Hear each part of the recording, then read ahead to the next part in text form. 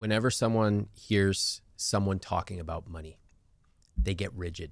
They instantly think that someone's going to come in and tell them, you can't spend money on lattes, you can't go on vacation, you can't buy any new clothes, save all your money until you're 90 years old, and maybe, just maybe, then you can spend it.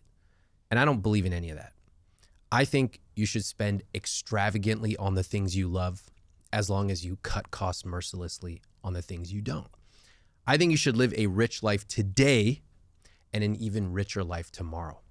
And so when you combine money and psychology, you start to understand that there is more to a rich life than just some number in a spreadsheet. People already know they should be saving more. They know about compound interest. They may not know the intricacies, but they understand if they invest some now, they're going to have more later. So what's stopping them? That's been the central question that I'm fascinated with for the last 20 years. That's why when I studied human behavior and persuasion and psychology, I was obsessed with this question of what are the things we know we should do, but we still don't. You can live a rich life regardless of where you came from. You can live a rich life regardless of your income. Now, of course, having a higher income dramatically helps. But just like fitness, we can all improve where we are. And that's what we get to talk about today. When you talk about the language of money, what do you mean? I mean, understanding the nuts and bolts of money. So just the same way that we all learn how to drive. We learn the rules of the road, when to use our turn signals. Most of us do not have even the equivalent knowledge of money. For example, the basic language of money would be, what percentage of your income are you saving and why? What percentage are you investing and why? When will you have $100,000 or $500,000 or $1 million? And what will that money get you? Because just having $1 million in the bank is pointless. What does it get you specifically? This is the basic language of money. You've got to know your key 4-6 numbers in your life. Not many, just a few. But once you understand those numbers, it's like understanding the speed limit. Understanding the speed limit means you understand a lot. There's a rule of the road. If you go too fast, what's going to happen? Why do these rules exist? And these rules are similar in money. You can break them. That's okay. But you got to understand the rules first. What are those numbers that I need to know? There's 4 numbers that I really like to track. I track these myself, and these are the numbers I encourage. The first is your fixed costs. Okay. Those would be your rent or your mortgage, your any debt payments, groceries, the money that you are spending every single month that is essentially fixed.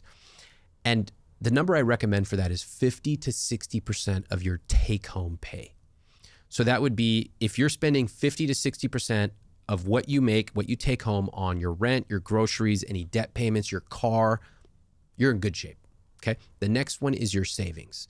That would be roughly 5 to 10%. Savings would be things like an emergency fund, savings for a down payment, for a car, things like that. Third is investments. This is where the real wealth is created. And for this, 5 to 10% of take home is fine. Of course, the more you put in, the more you're going to have. And then the fourth category, the one I love the most, is called guilt-free spending. This is going out for cocktails in New York. It's buying a beautiful shirt. It's treating your friends, whatever you love, yoga, 20 to 35% of your take-home pay.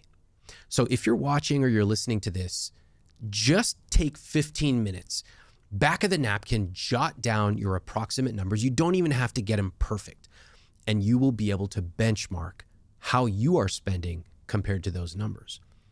I'll tell you that those numbers tell me a lot. It's almost, if you just show me those 4 numbers of your spending, I can tell so much. I can tell what you love spending on. I can tell what you don't. I can tell what your priorities are. And I can also tell where you are out of alignment. So I'll give you an example.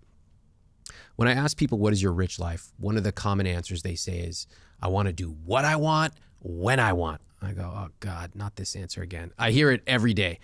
I go, wow, that's so interesting. So what do you want? They go,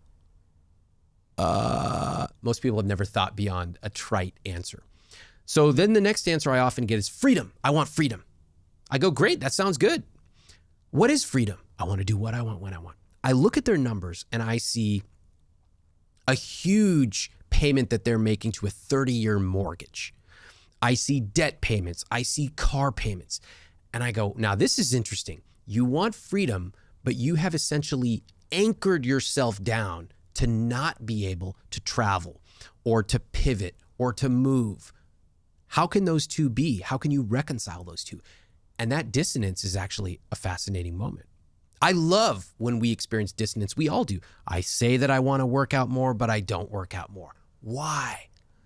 And what you'll discover is people often, they simply have never thought about it. What our rich life is, these generic phrases, freedom, flexibility, it's just words. What I really want somebody to say, I want them to go a lot deeper, is to say, I want to be able to travel for 6 weeks a year. I want to go to London. I want to go to New Delhi. I want to go to Thailand because I want to visit my family. That's a good start. If we get even more specific, they tell me what seat on the airline they're sitting on. They tell me where they're eating. They tell me who they're bringing with them. But to simply say, I want freedom is so vague that when I look at your numbers, there's often a huge incongruity with how you're spending versus what you claim your rich life is. Let's think about the people that might be listening now. So there's going to be someone that is they're a bus driver, or they are a social media manager, they are a cleaner, they're a teacher, they are a personal trainer. Mm-hmm. If your job was to make that person a millionaire in 20 years from now, whatever age they are right now, and you were their financial advisor. Yeah. In fact, you were controlling all of their personal, professional decisions. Uh-huh. Talk me through what you would do with that individual at a very detailed level. I would do a few things. Number one, that the most important things I would do would be set up automatic investing and be aggressive about it. Two, they have to increase their income. Okay, I'm going to be that person. I'm going to embody that person that I've just described. So increase my income. I'm a personal trainer. Perfect. Okay, so what shall I do? All right, you're a personal trainer. So first off, I would say, how much are you charging? How are you finding your clients? We talk about that. And let's say you're charging $100 an hour and you have clients, they say, how long do they stay on average? That's exactly what I'm 2 charging. Months. Perfect. Great. They stay longer than 2 months. I'm very good. How long do they stay? 3 months. 3 months. Wow. Okay. You're very good. All right. So your average client is worth few $1,000s. Yeah. Great. So you're making, let's say, $60,000, $70,000 a year. All right. The first thing, after I understand all this information, I would say, all right, we're going to double your income. How are we going to do that? The first answer everyone gives is, I got to find more clients. Okay, you should. You should ask your clients, hey, I've got a few slots available. Who would you recommend? So you should get more clients. Second, you're going to listen to your clients and you're going to say, what else are you looking for? I know you've got your fitness journey you're going on. They're going to tell you, I've got a 10-year reunion. I want to plan for that. Another person's going to say, gosh, I know I should be eating healthier, but it's really hard for me. So you're thinking about it. Here's what you do. You package up meal planning services. You can either do their macros for them and charge them a little bit extra. Let's say an extra $200 a week or $200 a month. You can also partner with a food delivery service and you coordinate with that company to feed over their macros and it gets delivered to them and you take a small cut. Right there, you've added thousands and thousands of dollars per year per client, as long as they stick with you. In addition to that, you can do group sessions. So you go, hey, I'm going to do a weekend session. I'd like for you to invite your friends. Invite them for free. And of course, of the people who come, let's say you get 15, 20 people to come, you do a free little session on Saturday. You go, I'm a trainer. I work in Soho. I have 3 open slots. That's how you're finding new clients now. So you're doing 2 things. You're finding new clients. You're increasing your average lifetime value per client. Okay. That's 2 things. Now let's do one last thing. Let's increase the duration that they stick with you. They're sticking with you for 3 months. Give them a special offer to stay with you for 6 months. So when they sign up, they work out with you for a month. You say, look, it's $100 right now. If you stick with me for a 6-month plan, I will give you my sessions at $95 per plan. You'll save X 5%. 1, 2, 3. You've increased. And if we did the math, you may have doubled your revenue. You certainly boosted your profit in a huge way. A lot of that's about making sure you're getting a better return per hour you spend at work, but also making sure all of those hours are full, but then doubling down and making sure each hour, because that's your currency when you're a personal trainer, you're trading in your time. I need to make the most from every hour I spend. I've thought about something recently as I've been writing my new book, The Diary of a CEO, which I've written these 33 laws for building and becoming great, essentially. It goes across marketing and business and whatever. And one of the chapters that I investigate is this idea of making sure your skills are on the right market. So my company went public, and one of the things that I came to learn from sitting with investment bankers for many, many years was that if you put a company, the exact same company, let's just say it's, the company that make these silver mugs in front of me. If I take this company public on the London Stock Exchange, I might get, for example, 4 times revenue. If I take the exact same company and I list it on the New York Stock Exchange, it will be valued at 8 times revenue. Yeah. It's the exact same company, exact same people, exact same business, just moving it to a different market. And upon leaving the social media marketing world when I was 27 years old, one of the first calls I got was from a biotech company ran by a billionaire friend of mine that was going public. And they brought me in. And on the first week, when we were discussing what they might pay me, I'm thinking they can't really pay me in cash because I've got enough cash. I don't really need that. They can maybe give me some stock. Their offer to me for my skill set was $8 million, roughly $8 million in options that I would earn in 9 months from taking the company from where it was, building out the marketing team, handling their storytelling, and taking the company public, which we did at about 3.2 billion valuation. Their offer was $8 million in options. I reflect on that and go, I'd spent the previous 10 years using the same skill set to sell consumer goods like dresses and iPhones for Apple and Logitech and big fashion brands. Yeah. I took the same skill set and applied it to a market and industry where it was rare. Biotech people know nothing about Reddit and Twitter and Facebook and social media. So my skill set was rare, scarce in that market, so it was incredibly valuable. Yeah. And I think about this a lot with especially as this AI thing rolls in.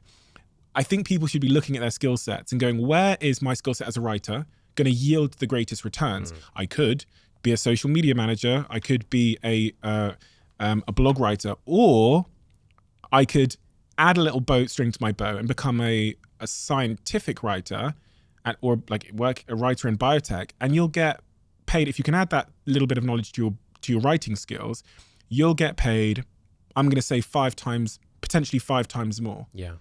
And people don't think about the fact that they need to place their skill sets in the most lucrative market where it's scarce. Yeah. And just throwing that out there because it's really front of mind for me at the moment. Like, it's personal great. Training, like personal you could be at a gym and you'll lose 75% of your income to the gym, or you can do it virtually. You can specialize on just preparing people in the beginning of the year. It's like your best year. And every January, that is your focus. It can be celebrity clients. It can be uptown mid-career executives. That's a very lucrative. You choose, but you choose carefully. I agree. That's a bit of an advanced concept. I think most people, they start off, they go, just how do I make more money? I'm a trainer, I have free hours, but once you kind of master that and you go, like, for example, there's a trainer I know here who charges $175 an hour. That's very good. After you get that and you fill up your entire calendar, you go, okay, I'm making $305,000 a year. I want to make more. How do I do it? Now you need to get creative. You move to different markets. You add in package things that scale when you sleep. You have video courses, et cetera. There's so many different ways.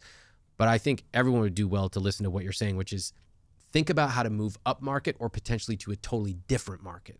Where your skill set is really scarce. Yeah. And that's the problem a lot of people have. Their skill set might be too abundant in the industry. Like social media managers.